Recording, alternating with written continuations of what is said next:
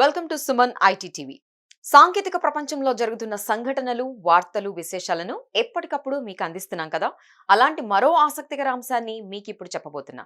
ఈ వీడియోను చూసే ముందు మా ఛానల్ను సబ్స్క్రైబ్ చేసుకోవడం మర్చిపోకండి. అలాగే టెక్ రంగంలో మీకు ఏ టాపిక్స్ కావాలి, ఎలాంటి వీడియోలు కోరుకుంటున్నారు కామెంట్ చేయండి. Reserve bank of India monetary policy committee నిర్వహించిన third bi monthly policy meeting లో కీలక నిర్ణయాలు వెలువడ్డాయి. వాటి ప్రకారం యూనిఫైడ్ పేమెంట్స్ ఇంటర్ఫేస్ యూపీఐ చెల్లింపుల్లో పలు మార్పులు చోటు చేసుకున్నాయి. అందులో ముఖ్యంగా చెప్పుకోవాల్సింది పేమెంట్స్ లిమిట్ పెంపు గురించి.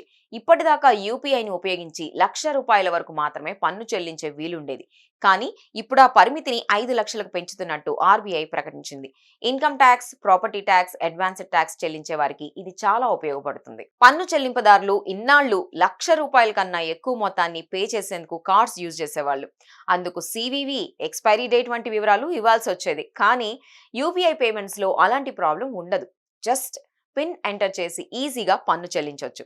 ఆర్బీఐ నిర్ణయంతో ఇప్పుడు ఆ లిమిట్ కూడా బాగా పెరిగింది. దీంతో పాటు యూపీఐ డెలిగేటెడ్ పేమెంట్ సిస్టమ్ ను రిజర్వ్ బ్యాంక్ ఆఫ్ ఇండియా అందుబాటులోకి తీసుకొచ్చింది. లావాదేవీలు జరిపేందుకు ప్రైమరీ యూజర్, సెకండరీ యూజర్ కు ఇది ఉపయోగపడుతుంది. ఇందులో ప్రైమరీ యూజర్ తన బ్యాంక్ అకౌంట్ నుంచి నిర్ణీత లిమిట్ వరకు యూపీఐ ట్రాన్సాక్షన్ జరిపేందుకు సెకండరీ యూజర్ కు అనుమతి ఇవ్వచ్చు. దీనికి గాను సెకండరీ యూజర్ కు యూపీఐకి లింక్ అయిన బ్యాంక్ ఖాతా ఉండాల్సిన అవసరం లేదు. ఫ్యామిలీ మెంబర్స్ ను దృష్టిలో పెట్టుకుని ఆర్బీఐ ఈ సదుపాయాన్ని తీసుకొచ్చినట్టు భావిస్తున్నారు. చూశారు కదా, ఇవి టెక్ కి సంబంధించిన అప్డేట్స్. ఇలాంటి మరిన్ని విశేషాల కోసం సుమన్ ఐటీ టీవీని మిస్ కాకుండా చూడండి. Thank you for watching this video.